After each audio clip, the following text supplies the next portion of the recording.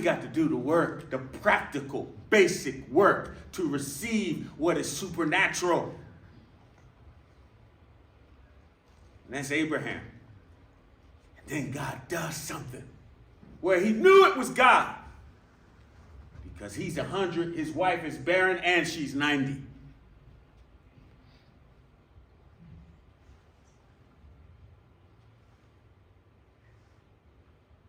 What's our problem?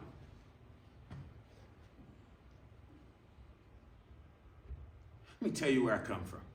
I've realized I've never really introduced myself. Preach. But unless you had a proper introduction, you don't know me. My grandfather passed away when I'm around 10 years old, maybe 9, somewhere in that range. And he was the pastor. My stepfather was the assistant pastor, Elder Silver. And when Grandpa passed away, maybe he passed away when I was 8, somewhere around there. When Grandpa passed away, Stepdad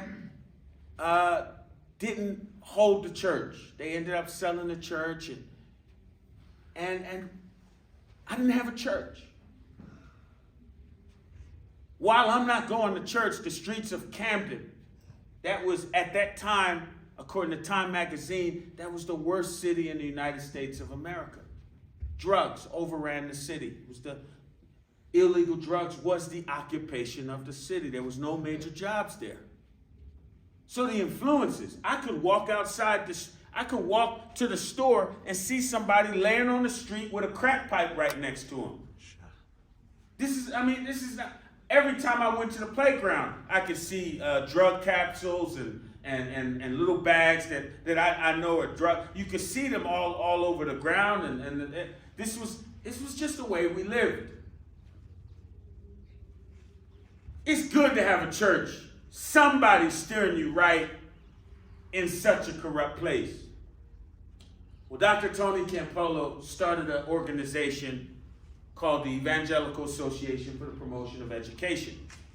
And he found a guy, Bruce was his name, Bruce Main, to start this work in Camden. So Bruce and most of us are black and Hispanic, and these guys are overwhelmingly white. Not overwhelmingly, they just white. They was white, all of them, and they were different. They come to the hood, free pizza, wearing funny costumes, and they just got our attention, and we wanted free pizza, and we go, and what they did is they found all these churches, big buildings with a few people in it, don't know how they're gonna stay open, and they're there, they're just not useful. The buildings are there, they're just not working much for the community. So they said, let us utilize these buildings and see if we could use them as youth centers to draw youth, get missionaries to come.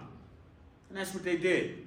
So I'm one of the first kids. They're doing pancake breakfasts, so I'm now going there on Sunday morning for pancake breakfast. Now, because I did that, now I'm in the church for the church service. Then they started a choir just to keep us active, and different things. But the bottom line is, they were there. Then they started after school programs and anything that fun activity and all of these things, which kept us so we would have something to do, so we wouldn't just be run by the streets. This was their work. This is the best way they knew how to reach out to people that were not like them. They were born to privilege. We were not. We were surrounded by drugs. Most of them never saw a situation like our situation. But they came, and they lived there with us. And they spent time with us every single day, because this was their heart. Dr. Tony Campolo preached to them that you're nothing if you're not working for Jesus. If you're not making a difference in people's lives who need Jesus, then you're not doing nothing. Your life is worthless if you're not working for Jesus. That was his message. Rich, wealthy people decided I'm taking off a year from school. I got to go work for Jesus. Even if I have to live in a drug-infested town, I'm going to do that for Jesus.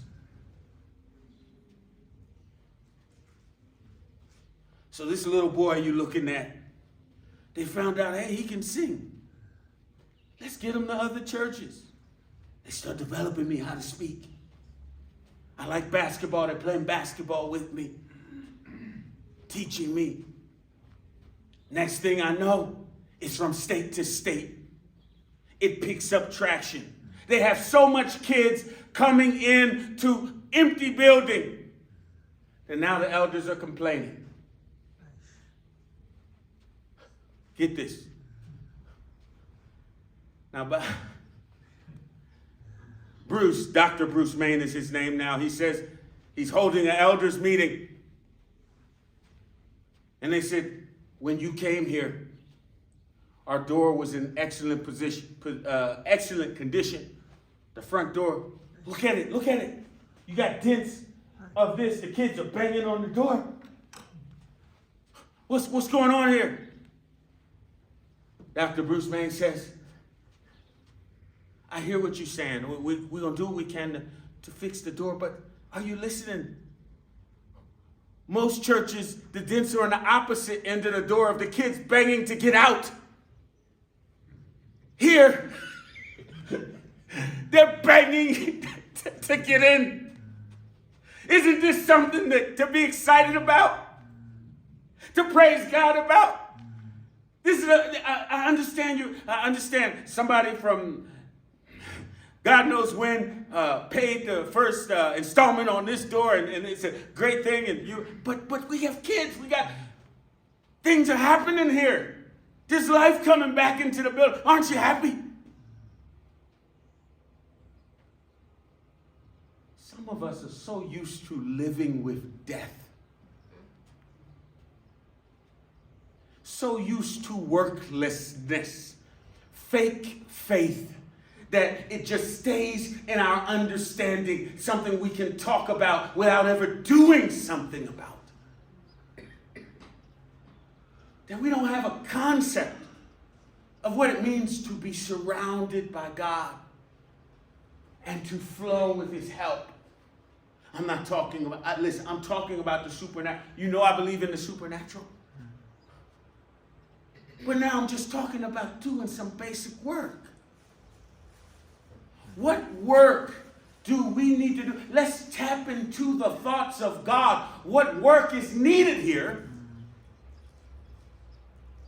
What work is needed right around where we are? And Lord, help us to tap into your will to see where our hands can be put to task with the surrounding of your spirit to work for Jesus so that the dynamic can change.